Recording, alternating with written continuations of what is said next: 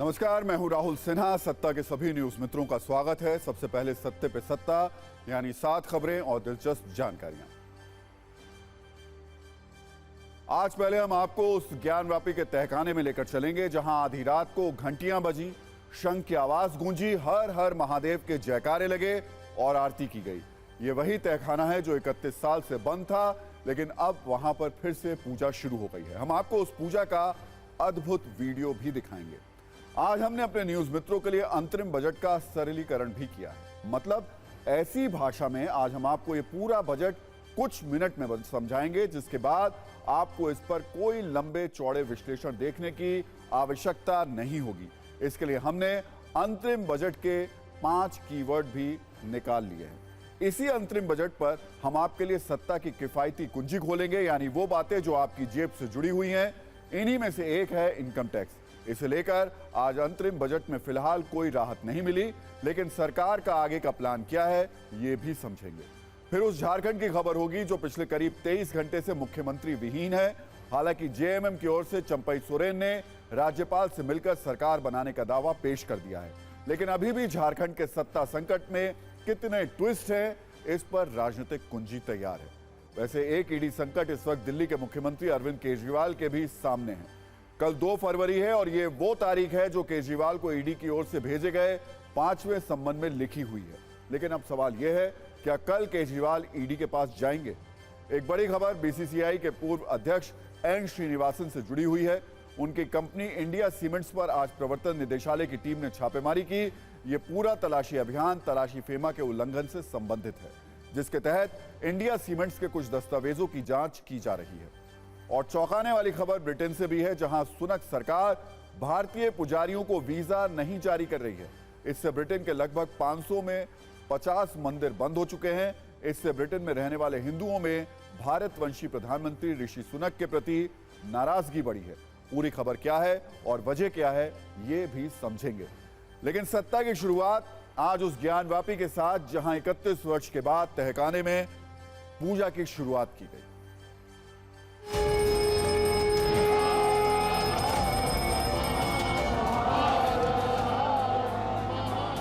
राम का कार्य अब हो गया है, तो चाहे विधि राखे राम ताही विधि रही है। जो राम जी कहेंगे वही सब होगा।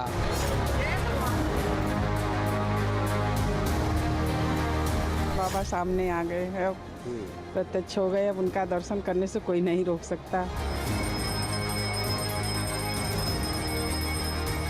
खुशी का कोई अंदाजा नहीं है। बहुत ज्यादा हर्षित है, बहुत ज्यादा जो है क्या बोले जो है। हमको लगता है कि हम लोग का जो आंदोलन का संघर्ष था 1984 जो संघर्ष करते, आज वह दिन बहुत ही प्रफुल्लित क्षण है।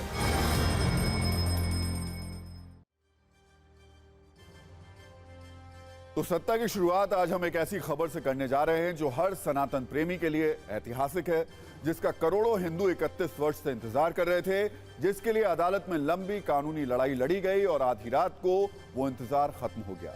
जिस वक्त हमारे बहुत सारे न्यूज मित्र गहरी नींद में थे, ठीक उसी वक्त काशी में ज्ञानव्यापी के एक तहखाने के अंदर घंटियों की गूंज थी, शंख बज रहे थे, आरती हो रही थी, मंत्रोच्चार हो रहा था और बाहर हर हर महादेव के जयकारे लगाए जा रहे थे। आज हम आपको उसी व्यास तहखाने का वीडियो दिखा रहे हैं, जिस पर 31 सालों से लगे आस्था के ताले को सिर्फ 11 घंटे के अंदर खोल दिया गया। बुधवार को दोपहर करीब 3 बजे वाराणसी की जिला अदालत ने ज्ञानव्यापी के व्यास तहखाने में हिंदुओं को पूजा का अधिकार दिया। 7 दिनों के अंदर प्रशासन को सारे इंतजाम करने के निर्देश दिए, लेकिन सिर्फ 11 घंटे में उस तहखाने में पूजा पाठ शुरू हो गई। रात को करीब 2 बजे ज्ञानव्यापी के नीचे बने तहखाने में आराधना शुरू हो गई। इसलिए आज हमने इस खबर पर आप सभी न्यूज मित्रों के लिए आस्था से भरी वीडियो कुंजी तैयार की है। सबसे पहले हम आपको उस पूजा का वीडियो दिखाते हैं जो आधी रात को हुई। ये ज्ञानव्यापी का वही व्यास तहखाना है जो वर्ष 1993 से बंद था, जिसके सामने मोटी मोटी बैरिकेटिंग थी, जिसे हिंदू देखने के लिए तरस गए थे। लेकिन रात करीब 2 बजे न सिर्फ उस तहखाने को खोला गया, बल्कि 31 वर्ष के बाद वहां पूजा भी शुरू हो गई। अब उस ज्ञानव्यापी तहखाने में क्या हुआ, कैसे पूजा की शुरुआत हुई, कौन कौन मौजूद था, हम आपको इसकी एक एक डिटेल भी बता देते हैं। आधी रात को ज्ञानव्यापी के व्यास तहखाने से बैरिकेटिंग हटाई गई। इसके बाद तहखाने की सफाई और फिर पंचगव्य से उसका शुद्धिकरण किया गया। इसके बाद काशी विश्वनाथ ट्रस्ट की ओर से तहखाने में पूजा सामग्री लाई गई। काशी विश्वनाथ ट्रस्ट के पुजारी व्यास तहखाने के अंदर पहुंचे, फिर तहखाने के अंदर दीप जलाए गए, कलश स्थापित किया गया। इसके बाद मंत्रोच्चार कर गौरी, गणेश और लक्ष्मी का आवाहन किया गया। तहखाने के अंदर दीवार पर भगवा वस्त्र लगाकर भगवान को भोग लगाया गया। सभी देवी देवताओं का स्मरण करके आरती की गई। इसके अलावा दीवार पर बने त्रिशूल और धार्मिक चिन्हों की पूजा भी की गई। ये वही चिन्ह और मूर्तियां हैं जिनका जिक्र एएसआई ने भी अपनी सर्वे रिपोर्ट में किया था। इस तरह ज्ञानव्यापी के तहखाने में करीब 45 मिनट तक पूजा पाठ किया गया। पूजा के समय तहखाने में गणेश्वर शास्त्री द्रविड़ और पंडित ओम प्रकाश मिश्रा मौजूद थे। गणेश्वर शास्त्री द्रविड़ की अगुवाई में विश्वनाथ मंदिर के पुजारी ओम प्रकाश मिश्रा ने ही तहखाने में पूजा की। ओम प्रकाश मिश्रा काशी विश्वनाथ मंदिर के गर्भगृह के पुजारी हैं और मंगला आरती में मुख्य अर्चक की भूमिका यही निभाते हैं। इसके अलावा वाराणसी के कमिश्नर, काशी विश्वनाथ मंदिर के सीईओ और एडीएम प्रोटोकॉल भी थे। सबसे दिलचस्प बात यह रही कि आधी रात को जिस वक्त तहखाने के अंदर पूजा कराई जा रही थी, तो ठीक उसी वक्त बम बम भोले के जयकारे लगाए जा रहे थे। हम आपको वो वीडियो भी दिखाते हैं।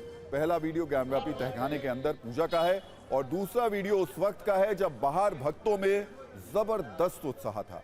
लोगों के चेहरे पर 31 वर्ष के इंतजार खत्म होने की खुशी साफ दिखाई दे रही थी। हर हर महादेव के जयकारे गूंज रहे थे। अब बड़ी बात यह कि ज्ञानव्यापी के इस तहखाने में 1, 2 नहीं बल्कि 5 वक्त की आरती की जाएगी और इसकी जानकारी खुद हिंदू पक्ष के वकील विष्णु शंकर जैन की ओर से दी गई है। इसका पूरा टाइम टेबल क्या है ये भी देख लीजिए। सबसे पहले सुबह 3:30 बजे व्यास तहखाने में मंगला आरती की जाएगी।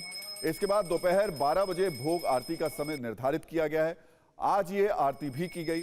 फिर दोपहर के बाद में आरती शाम 4 बजे होगी और इसके बाद सायंकाल आरती शाम 7 बजे आयोजित होगी और आखिर में रात 10:30 बजे व्यास तहखाने में शयन आरती की जाएगी। व्यास तहखाने में पूजा शुरू होने पर हिंदू पक्ष के लोगों में कितनी खुशी है और वो इसे कैसे जाहिर कर रहे हैं, सबसे पहले इसे एक रील में देखते हैं।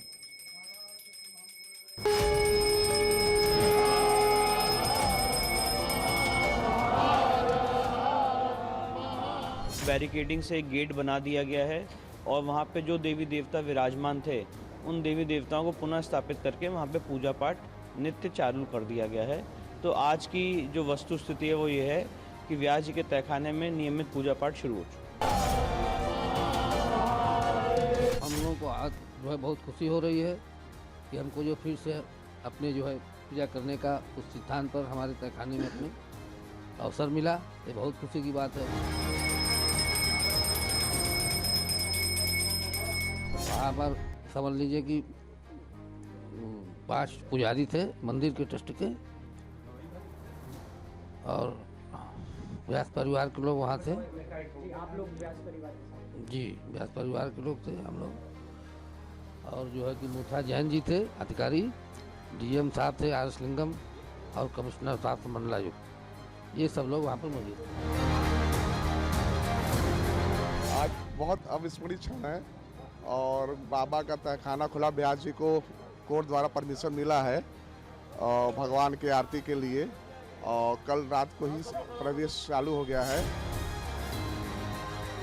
राम का कार्य अब हो गया है, तो चाहे विधि राखे राम ताही विधि रही है। जो राम जी कहेंगे वही सब होगा।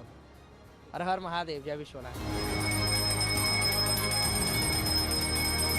बहुत अच्छा है, हमको बहुत अच्छा लग रहा था, बहुत खुशी लग रहा था कि अब बाबा सामने आ गए हैं, अब प्रत्यक्ष हो गए। अब उनका दर्शन करने से कोई नहीं रोक सकता। कहीं ना कहीं कुछ अधूरा है जो आज सब पूरा होते हुए दिख रहा है कि मतलब कि खुशी का कोई अंदाजा नहीं है।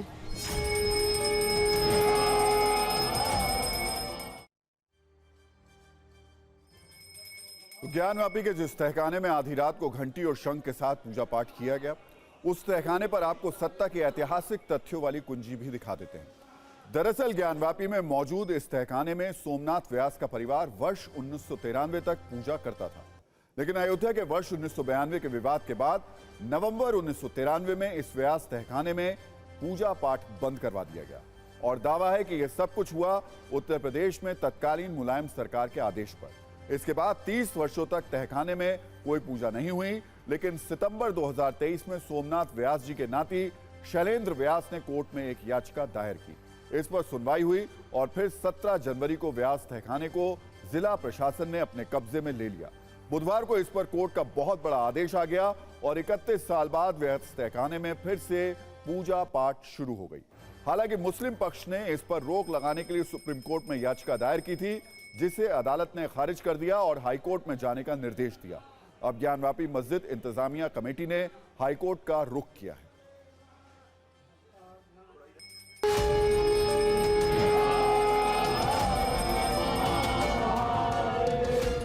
सब प्रभु की इच्छा है, हर हर महादेव, सब प्रभु की माया। देखिए अदालत के फैसले हैं। अब इसमें जाहिर है दूसरा पक्ष भी अदालत में जाएगा, सुप्रीम कोर्ट जाएगा और जो भी सही होगा वो करा जाएगा। बहुत इल्यूजन सा पैदा कर दिया गया है, रिपोर्ट कुछ है और मीडिया में कुछ है।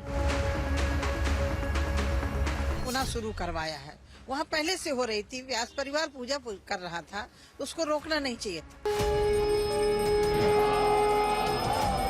क्या वहाँ नहीं हुई? एक भी सुनिए, एक भी एविडेंस दिखा दें कि यहाँ पर व्यास जी का कब्जा था, जो कहिएगा सो। एक भी डॉक्यूमेंट दिखा दे। क्या ऐसी अर्जेंसी थी कि 17 तारीख को आप जिला अधिकारी के सुपुर्द में देते हैं, उसके बाद में आप 31 तारीख को रिटायर हो रहे हैं और उस दिन पूजा पाठ की बात देते हैं? क्यों देते हैं? भगवान शंकर जी का आशीर्वाद है और उनकी निगाह में ये सारी चीज़ें हैं। जो ये काम हो रहा है बिल्कुल सही हो रहा है। ज्ञानवापी के बाद भगवान कृष्ण की जन्मभूमि तक ये सारे मामले जाएंगे। अभी अब बाबा का उद्धार अभी बाकी है। अभी मतलब हम लोग को ज्ञानवापी मंदिर अभी लेना है। अभी हमारा पूर्ण प्रतिज्ञा नहीं हुई है, अभी उसको पूर्ण करना है। सभी को मान कर करेंगे तो बहुत अच्छा रहेगा। किसी को कुछ हो तो कानूनन जाए आगे, कोई कानून तो रोका नहीं ना उनको जाने के लिए। और अब सत्ता की बजट वाली वो किफायती कुंजी खोलते हैं जिसमें 58 मिनट के बजट भाषण को आप चुटकियों में समझ पाएंगे। हमने न्यूज मित्रों के लिए इस कुंजी को इतने सरल तरीके से तैयार किया है कि सिर्फ 9 मिनट की कुंजी को देखने के बाद आपको बजट के लिए कुछ और देखने सुनने की जरूरत नहीं होगी।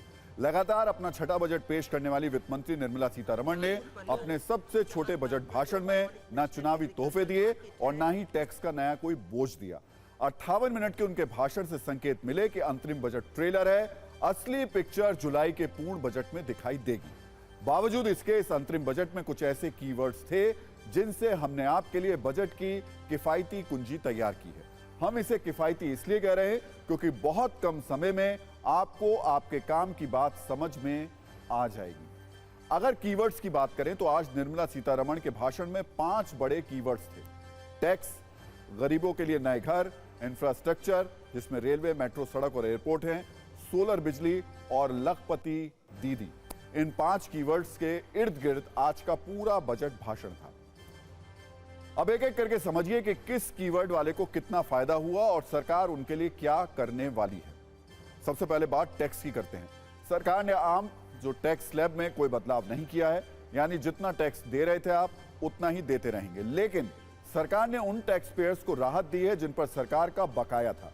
2009-10 तक के टैक्स पेयर्स पर 25,000 रुपए तक की सरकारी बकाया जो था उसको माफ कर दिया गया और 2014-15 तक के टैक्स पेयर्स पर अगर 10,000 रुपए तक का सरकारी बकाया है तो वो भी अब माफ हो जाएगा। सरकार के इस फैसले से जिनको फायदा होगा उन टैक्स पेयर्स की संख्या करीब 1 करोड़ है। इसके अलावा टैक्स पर कोई खबर नहीं है, यानी अगर आप पर कोई पुराना बकाया नहीं है तो आज के ऐलान से आप पर कोई फर्क नहीं पड़ेगा। कोई बदलाव नहीं हुआ, जितना टैक्स आपने पिछले साल दिया था उतना ही टैक्स आपको आगे भी देना पड़ेगा। अब दूसरे कीवर्ड पर आते हैं, यह है गरीबों के लिए घर। वित्त मंत्री ने बजट में गरीबों को ज्यादा बड़ी संख्या में घर देने का ऐलान किया है। वित्त मंत्री ने कहा कि सरकार 3 करोड़ लोगों को घर दे चुकी है, अगले 5 साल में 2 करोड़ और लोगों को घर दिए जाएंगे। इसके अलावा मध्यम वर्ग के लोग खुद मकान खरीद पाएं, इसके लिए योजनाएं लाई जाएंगी। आज का तीसरा कीवर्ड है इंफ्रास्ट्रक्चर में निवेश, जिसमें रेल, मेट्रो, सड़क और एयरपोर्ट आते हैं। वित्त मंत्री ने इंफ्रास्ट्रक्चर पर 11 करोड़ रुपए खर्च करने का ऐलान किया, जिसमें रेलवे पर 2,55,000 करोड़ रुपए और सड़क पर 2,78,000 करोड़ रुपए खर्च होंगे। सरकार ने 3 नए कॉरिडोर बनाने का भी ऐलान किया। इनके नाम है एनर्जी और सीमेंट कॉरिडोर। ये सीमेंट और कोयला ढोने के लिए अलग से बनेगा। पोर्ट कनेक्टिविटी कॉरिडोर, ये कॉरिडोर देश के प्रमुख बंदरगाहों को जोड़ेगा। और हाई ट्रैफिक डेंसिटी कॉरिडोर, जिस रेल रूट पर ट्रेनों की संख्या ज्यादा होगी वहां और ज्यादा रेल पटरियां बनेंगी।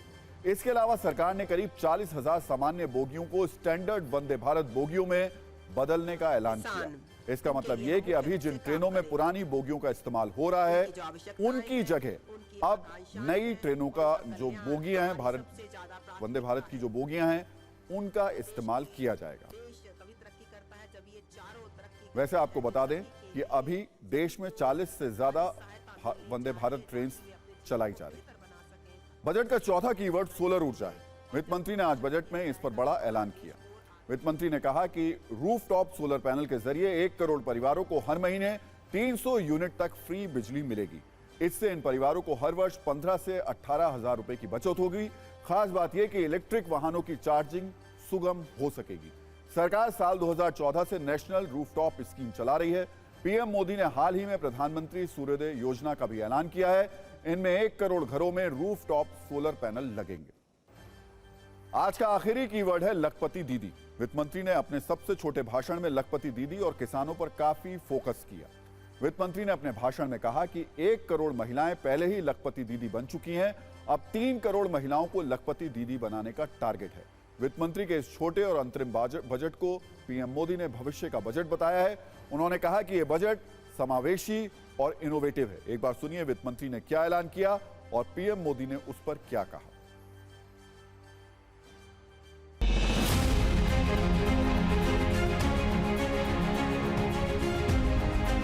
यात्रियों की सुविधा, आराम और सुरक्षा बढ़ाने के लिए 40,000 सामान्य रेल डिब्बों को वंदे भारत मानकों के अनुरूप बदला जाएगा। कृषि और खाद्य प्रसंस्करण, जो मूल्यवर्धन है कृषि क्षेत्र में, और किसानों की आय को बढ़ाने के लिए और गति प्रदान की जाएगी। प्रधानमंत्री किसान संपदा योजना ने 38 लाख किसानों को लाभ पहुंचाया है और 10 लाख रोजगार के अवसर सृजन किए हैं।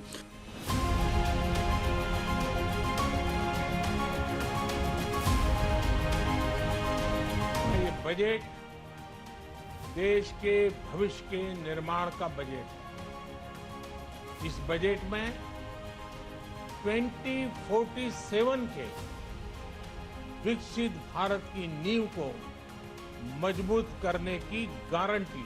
साथियों, हम एक बड़ा लक्ष्य तय करते हैं, उसे प्राप्त करते हैं और फिर उससे भी बड़ा लक्ष्य अपने लिए तय करते हैं। गरीबों के लिए हमने गांवों और शहरों में 4 करोड़ से अधिक घर बनाए। अब हमने 2 करोड़ और नए घर बनाने का लक्ष्य रखा है।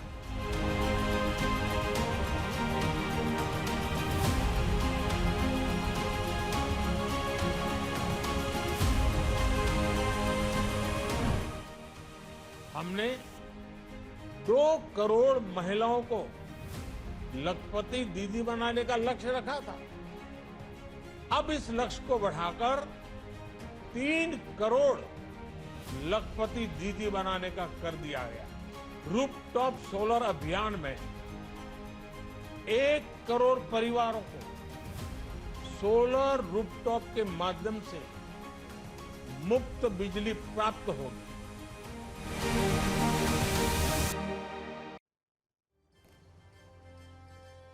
तो बजट भले ही अंतरिम हो, लेकिन सबसे दिलचस्प नेताओं के बयान रहे। सत्ता पक्ष के नेताओं ने इस पर बजट की भर भर के तारीफ की, लेकिन विपक्ष के लिए ये निराशाजनक रहा। वैसे बजट पर जो आज बयान आए हैं, अगर 1 साल पहले के बयान भी आपको सुना दिए जाएं तो अंतर करना मुश्किल होगा। लेकिन आज नेताओं के रिएक्शन में एक बात जरूर नहीं थी, वो थी कॉन्फिडेंस। विपक्ष ने बहुत विश्वास के साथ बजट को खारिज किया और कहा कि पूर्ण बजट हम लेकर आएंगे, जबकि सत्ता पक्ष के नेता कहते रहे कि जुलाई में पूर्ण बजट भी हम ही पेश करेंगे।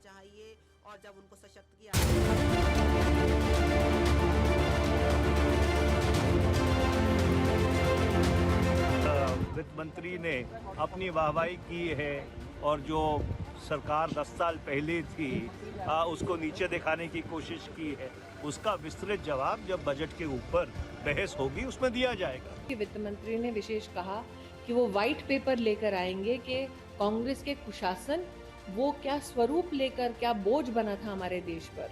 तो अंतिम सांसें गिन रहे हैं अपने देश की राजनीति में, उनको सभी अंतिम दिखाई देता होगा।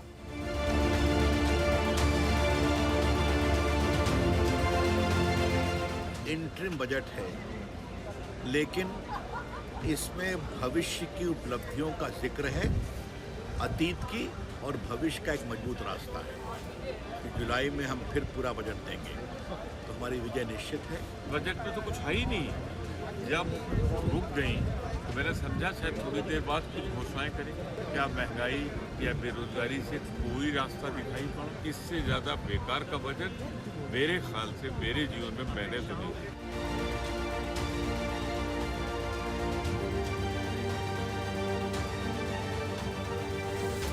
इस बजट में विकसित भारत का संकल्प है। यह बजट गरीब कल्याण, किसान का उत्थान, मातृशक्ति का सम्मान और नौजवानों को मुस्कान समाहित बजट है। यार इतना पतला सा बजट मिला है, ये तो वोट ऑन अकाउंट है, इंतरिम बजट का वोट ऑन अकाउंट है, तो इसमें बहुत चीज़ें तो हो भी नहीं सकती। तो मुझे लगता है कि कोई ऐसा बड़ी घोषणा जिससे एक बूस्ट मिले इंडियन इकानमी को, ऐसा कुछ नहीं। सबका साथ, सबका विकास, सबका विश्वास और सबके लिए प्रयास। आने वाले दिनों में जब हम विकसित भारत की ओर बढ़ रहे हैं, ये बजट उसके लिए एक बहुत बड़ा स्टेपिंग स्टोन है।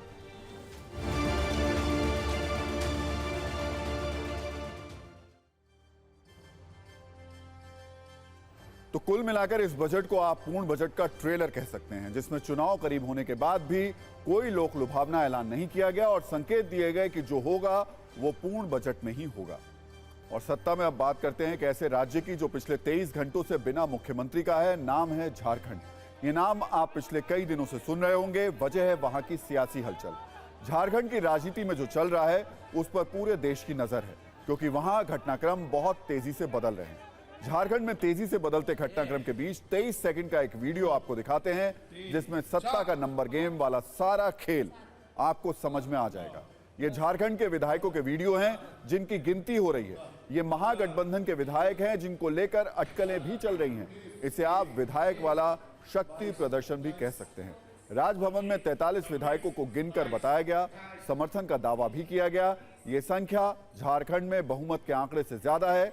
खैर ये वीडियो है और कब तक ये गिनती सही रहेगी ये भी देखना होगा, क्योंकि पिक्चर अभी बाकी है। 1 2 3 4 5 6 7 8 9 10 11। हमारा बजट सत्र 9 तारीख से आहूत है और वो बजट सत्र की रजामंदी माननीय राज्यपाल ने दी। तत्पश्चात उसका नोटिफिकेशन हुआ। तो अब ये कॉन्स्टिट्यूशनल कंपल्सन है to form the government and to run the state smoothly. अगर कल नहीं बुलाया गया तो क्या अगला कदम? कल अगर राज्यपाल नहीं बुलाते तो क्या अगला कदम? मुझे पूरी उम्मीद है कि वो बुलाएंगे। क्यों नहीं बुलाएंगे, इसका जवाब क्या है? सर, दादा चंपई सोरेन ने राजभवन से निकल के कहा था कि कल सरकार का गठन हो जाएगा। हम लोग पूरी तरह से आश्वस्त है कि कल सुबह से लेकर शाम के वक्त हम यहाँ पर लोकप्रिय सरकार का फिर से गठन करेंगे। तो बहरहाल 23 घंटे पहले मुख्यमंत्री से पूर्व मुख्यमंत्री हो चुके हेमंत सोरेन की मुश्किलें लगातार बढ़ती जा रही हैं। पहले आपको आज की 4 घटनाएं और हेमंत सोरेन के 4 संकटों के बारे में बता देते हैं। उसके बाद इस कहानी के हर एपिसोड को आपके सामने रखेंगे। पहली खबर ये कि ईडी ने आज जमीन घोटाले में पीएमएलए कोर्ट में हेमंत सोरेन को पेश किया। संकट ये कि अदालत ने हेमंत सोरेन को न्यायिक हिरासत में भेज दिया और वो आज की रात झारखंड की होटवार जेल में काटेंगे। दूसरी खबर राज्य में सत्ता परिवर्तन को लेकर है। आज हेमंत सोरेन के करीबी चंपई सोरेन ने 4 विधायकों के साथ राज्यपाल से मुलाकात की, सरकार बनाने का दावा पेश किया। संकट ये है कि क्या महागठबंधन बहुमत साबित कर पाएगा। दावे के मुताबिक 47 विधायक साथ में हैं, तो बहुमत से सिर्फ 6 से ज्यादा हैं और विधायकों के इधर उधर जाने की अटकलें तेज है। वहीं हेमंत सोरेन पर ईडी का शिकंजा लगातार कसता जा रहा है। आज गिरफ्तारी का अरेस्ट मेमो भी जारी किया गया, जिसमें दावा किया गया कि आरोपी ने हेमंत सोरेन का नाम लिया है। यह भी कहा गया कि कई जमीनों पर हेमंत सोरेन का अवैध कब्जा है। अब हेमंत सोरेन को संकट में डालने वाली सबसे बड़ी खबर की बात, कल झारखंड के बीजेपी विधायकों की इमरजेंसी बैठक है। विधायकों के इधर उधर जाने वाली अटकलों और बहुमत के बिल्कुल आसपास होने के बीच ये खबर चिंता बढ़ाने वाली है। सवाल यही है कि आगे झारखंड में क्या होगा। फिलहाल सियासी हलचल के साथ बयानबाजी का दौर भी है। जमीन घोटाले के जाल में फंसे हेमंत सोरेन पर आरोपों के तीर चलाए जा रहे हैं। वहीं दूसरी ओर महागठबंधन के नेता इस कार्रवाई को राजनीति से प्रेरित बता रहे हैं। लेकिन इस सब के बीच में सबसे महत्वपूर्ण और दिलचस्प जो इस पूरे खबर का सार है, वो निकल रहा है राज्यपाल को लेकर के, राजभवन को लेकर के कि हेमंत सोरेन ने इस्तीफा दे दिया। उसके बावजूद अभी तक समर्थन का पत्र भी दे दिया गया है, लेकिन सरकार बनाने का न्योता नहीं दिया जा रहा है। हालांकि राज्यपाल की तरफ से कल तक का वक्त कहा गया।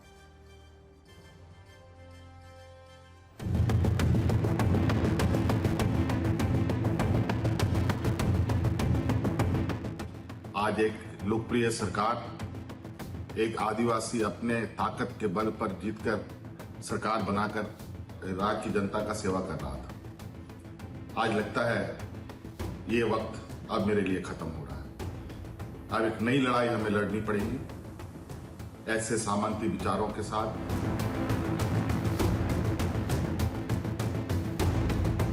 राज्यपाल महोदय से कहा कि हम भी इस विषय पर क्लियर है, हम जल्दी करने का है, इतना बोल दिया। महोदय के तरफ से भी आया कि हम जल्दी करेंगे।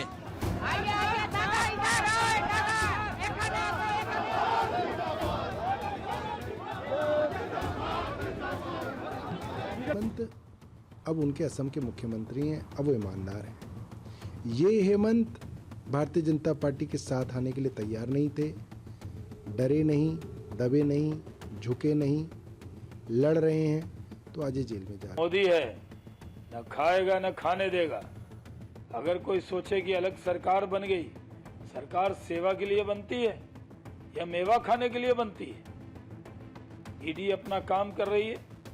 भ्रष्टाचार के इल्जाम थे हेमंत सोरेन पे, और जिस तरह का स्कैम हुआ था उसमें उनको ये अंजाम होना ही था।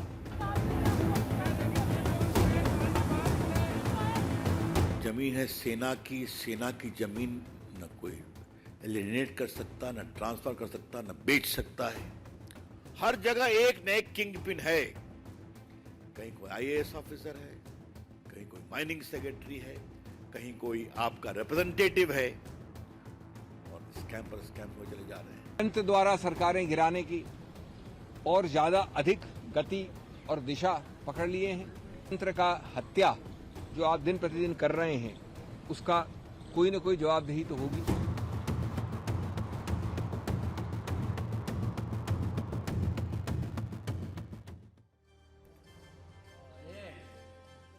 तो झारखंड में भले ही चंपई सोरेन बहुमत का दावा कर रहे हैं, लेकिन सस्पेंस बरकरार है। अलग अलग समीकरण के दावे किए जा रहे हैं। विधायकों के टूटने की भी चर्चा है। अलग अलग विकल्प भी हो रहे हैं। हालांकि 81 विधानसभा सीटों वाले झारखंड में बहुमत का आंकड़ा 41 है, जबकि कुछ देर पहले राज्यपाल से मुलाकात में चंपई सोरेन ने 47 विधायकों के साथ होने का दावा किया है, जो बहुमत से 6 ज्यादा है। चंपई सोरेन जेएमएम विधायक दल के नेता भी हैं। उन्होंने कहा कि हमने राज्यपाल के पास 43 विधायकों के समर्थन की चिट्ठी सौंप दी है। यह संख्या 47 है। हमारा गठबंधन मजबूत है, सरकार बनाने में कोई दिक्कत नहीं होगी। हालांकि गठबंधन के पास बहुमत वाली दिक्कत हो या ना हो, लेकिन विधायकों को बाहर भेजने की तैयारी जरूर है, जो बहुत कुछ कहता है। दावा है विधायकों को शिफ्ट करने के लिए रांची एयरपोर्ट पर 2 स्पेशल फ्लाइट लाई गई हैं। खबर आई है कि गठबंधन के विधायकों को हैदराबाद भेजा जा सकता है। वहीं दूसरी ओर कल रांची में बीजेपी विधायक दल की इमरजेंसी बैठक है, जिसमें सियासी हालात पर चर्चा होगी। बीजेपी के झारखंड प्रभारी लक्ष्मीकांत वाजपेयी, प्रदेश अध्यक्ष बाबूलाल मरांडी के साथ संगठन मंत्री करमवीर सिंह अगली रणनीति बनाने में जुटे हैं। ऐसा कहा जा रहा है कि विधायकों को पार्टी की अगली रणनीति के बारे में भी बताया जाएगा। सत्ता और बहुमत वाले संकट में हेमंत सोरेन का क्या होगा, ये तो वक्त बताएगा। लेकिन ईडी ने सोरेन को कानूनी रूप से घेरने का पूरा बंदोबस्त कर लिया है। ईडी ने हेमंत सोरेन की गिरफ्तारी का पूरा आधार बना लिया है। आज टीवी स्क्रीन पर जो तस्वीर देख रहे हैं वो हेमंत सोरेन के अरेस्ट ऑर्डर की है। टीवी 9 के पास हेमंत सोरेन के अरेस्ट ऑर्डर की कॉपी है। ईडी के अरेस्ट मेमो में गिरफ्तारी की एक एक डिटेल लिखी हुई है। ईडी ने कागजों में कई बिंदुओं को हेमंत सोरेन की गिरफ्तारी का आधार बताया है। सूत्रों के मुताबिक revenue sub inspector Bhanu Pratap प्रसाद उस बड़े सिंडिकेट का मोहरा था जो बड़े पैमाने पर सरकारी जमीनों की फर्जी सेल डीड बनाकर रेवेन्यू रिकॉर्ड में हेराफेरी कर जमीनों पर कब्जा करवाने में लगे थे। सूत्रों के मुताबिक ऐसी कई जमीनों पर हेमंत सोरेन का भी कब्जा था। सोरेन की ऐसी कई संपत्तियों की जानकारियां भानु प्रताप के मोबाइल से मिली हैं। सोरेन के पास 12 जमीन के टुकड़ों की इस लिस्ट में कुल 8.5 एकड़ जमीन बताई गई। और सत्ता में अब बात करते हैं हिंदुओं के उस आक्रोश की जो ब्रिटेन में सुलग रहा है, धीरे धीरे आंदोलन का रूप ले रहा है। उस ब्रिटेन में जहां आज की तारीख में एक भारतवंशी की सत्ता है, उस ब्रिटेन में जहां हिंदुओं की अच्छी खासी संख्या है, जहां के शहरों में अयोध्या राम मंदिर के प्राण प्रतिष्ठा कार्यक्रम को लोगों ने न सिर्फ देखा बल्कि जयकारे और उद्घोष से पूरी दुनिया को बताया कि ब्रिटेन में सनातन की सत्ता कितनी मजबूत है। अब आपके मन में भी ये जिज्ञासा हो रही होगी कि आखिर ब्रिटेन में हिंदुओं के साथ क्या हो रहा है। दरअसल ब्रिटेन के कुछ हिंदू संगठनों और हिंदू नेताओं का आरोप है कि सुनक सरकार भारतीय पुजारियों के लिए वीजा जारी नहीं कर रही है। भारतीय पुजारियों के लिए वीजा जारी नहीं करने की वजह से ब्रिटेन के 500 में से 50 मंदिर बंद हो चुके हैं। पुजारियों की कमी की वजह से कई मंदिरों में धार्मिक आयोजन बंद कर दिए गए हैं। सुनक सरकार की सुस्ती और अनदेखी की वजह से ब्रिटेन में रह रहे भारतीयों में भारी नाराजगी है। ब्रिटेन में करीब 20 लाख भारतीय हिंदू रहते हैं जिनके लिए पुजारी बहुत महत्वपूर्ण होते हैं। पुजारी मंदिरों में सेवा कार्य के साथ साथ भारतीयों के गृह प्रवेश और विवाह समारोह भी संपन्न कराते हैं। ऐसे में ब्रिटेन के हिंदुओं में जबरदस्त नाराजगी है। जब भारतवंशी ऋषि सुनक प्रधानमंत्री बने थे तो हिंदुओं में यह उम्मीद बढ़ी थी कि पुजारियों के लिए कानूनी रूप से सरकार कुछ करेगी, वीजा में देरी और वीजा मिलने में कानूनी उलझनों को खत्म करेगी। लेकिन सुनक के प्रधानमंत्री बने 1.5 साल से ज्यादा वक्त हो चुका है, लेकिन हिंदुओं के लिए कुछ खास किया नहीं।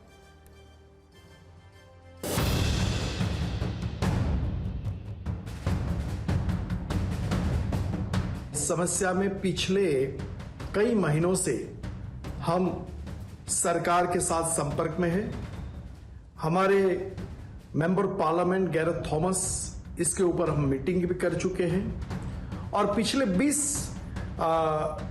मंदिरों की संख्या में लोग चेयरमैन ट्रस्टीज आए हैं, मीटिंगें की है और इस मीटिंग के माध्यम से होम सेक्रेटरी को लेटर भी लिखा गया है कि जो भारत से आने वाले हमारे जो भूदेव है, पंडित है, उनको इंग्लैंड के लिए वीजा क्यों नहीं दिया जा रहा है।